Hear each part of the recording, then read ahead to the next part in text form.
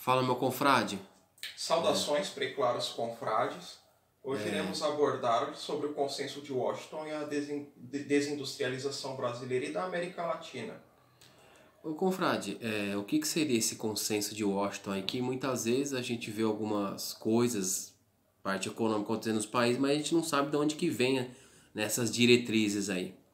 Bom, o Consenso de Washington foi quem deu esse termo, Consenso de Washington, que na verdade, por coincidência, ficou conhecido como Consenso de Washington, foi um economista inglês, radicado nos Estados Unidos, o John Williamson, né, que colocou para a América Latina se desenvolver economicamente, equilibrar as contas públicas, que seria necessário privatizar as estatais e abrir para o mercado financeiro, principalmente o mercado financeiro internacional.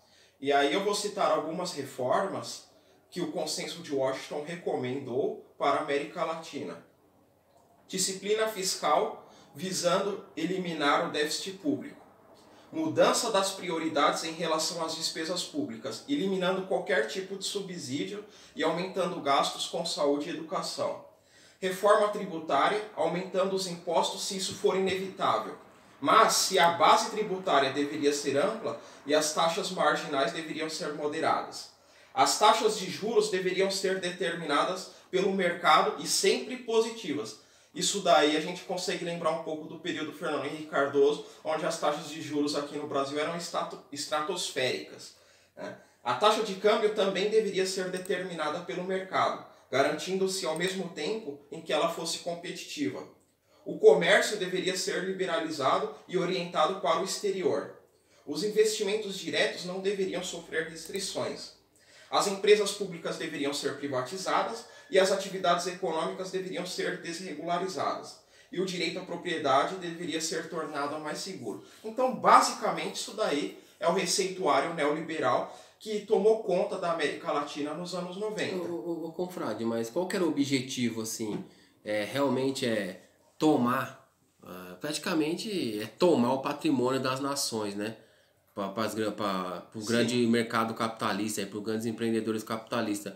Porque, por exemplo, você pega o Brasil teve ali essa transição com o Fernando Collor, aí veio o Itamar Franco, já aplicando essas diretrizes do receituário da agenda estabelecida pelo Conselho de Washington. Mas não foi só o Brasil, foi vários países da América Latina, que foi um copiando do outro. E a finalidade no final era o quê? E o engraçado é que os governos que colocaram essa agenda foram desmoralizados na década seguinte. Por isso que veio uma onda de Cristina Kirchner, Evo Morales, o próprio Maduro com o Hugo Chávez, o Lula aqui no Brasil, e por muito tempo. E esse pessoal que aplicou esse receituário neoliberal nunca mais subiu ao poder.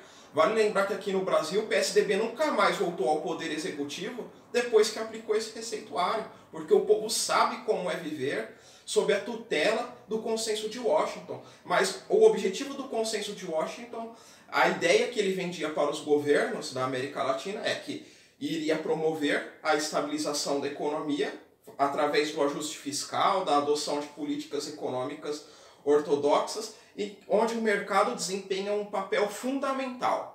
Então, aí a bandeira era o quê? Trazer a prosperidade, crescimento para a nação. Essa é a bandeira que eles vendiam. Vamos reduzir o Estado, a gente gasta muito com o Estado, essas empresas estatais que só dão prejuízo, né? Sempre aquele mesmo discurso, onde a empresa estatal sempre é foco de corrupção. Vamos trazer uma gestão pública, o gestor, onde a iniciativa privada tem o dever de dar lucro. Só que, na verdade, por exemplo, uma empresa de água, como ocorreu na década de 90 na Bolívia, e aqui no Brasil também, hoje, o objetivo da empresa de água é fornecer a água encanada com saneamento básico para a população. Não é a empresa ter lucros estratosféricos. É um objetivo social, muitas vezes. Não é um objetivo financeiro. Coisa que a gente vê que por trás realmente é o capital, né? Que está por trás aí. Então, exemplo, você pega a época do FHC ali, que foi o Fernando Henrique, foi o presidente que mais privatizou, né? Que aplicou... que seguiu a risca. Que seguiu a risca, né? E você vê que essas diretrizes não acontecia nada. Não houve diminuição da dívida pública, aumentou, né? Com o dinheiro arrecadado das privatizações, diz o governo, estaremos diminuindo a dívida interna do Brasil. Mas o curioso é que se vai vendendo tudo e a dívida interna está aumentando. Em março de 94, a dívida mobiliária era de 50,5 bilhões de dólares. Em julho de 94, com a implantação do real, foi para 59,5 bilhões de dólares. E, em julho de 95, com um ano do Plano Real, ela já estava em 82,2 bilhões de dólares. Então, para que servem as privatizações? Privatizações são negociatas que servem para transferir o formidável patrimônio público para uma minoria privilegiada de representantes legítimos do sistema financeiro internacional. Ele fez aquela indexação de $1, R$1, a economia 1 para 1.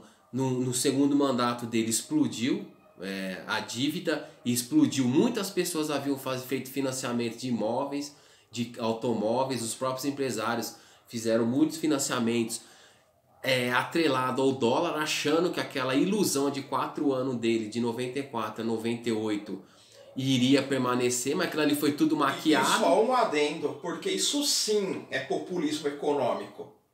Porque o pessoal do Brasil viajava para os Estados Unidos e o avião voltava até torto de tanta mulamba que o povo trazia aqui para o Brasil. Então, aí é o que eu falo pra você. Mas não foi só o Fernando Henrique. Na Argentina também teve o ministro Cavallo que adotou a mesma política, né? Teve no Equador essa proporção. Mas o que eu quero dizer é o seguinte, que a população foi convencida de tudo isso e muitos entraram em financiamento e o país quebrou. Por quê? No segundo mandato do Fernando Henrique, o dólar disparou para R$4 e pouco. Sim. Aí você não tinha mais dinheiro para segurar o câmbio. O que o FMI, o Banco Intermundial de Desenvolvimento, pediu para fazer? Não, privatiza. Aí começou aquela de privatização. Sim.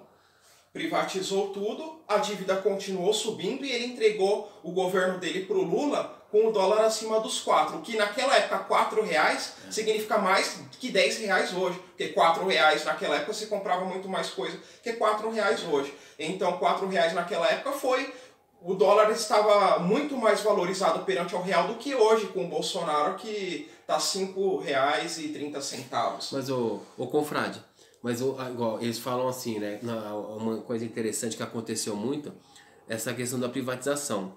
Só que ao mesmo tempo que o consenso de Washington prega que você tem que se desfazer dessa estrutura do Estado, só que quem arcou com todos os custos de demissões foi o Estado. Foi o Estado. Né? Foi o Estado. É o que eu pergunto para esse pessoal que defende privatização.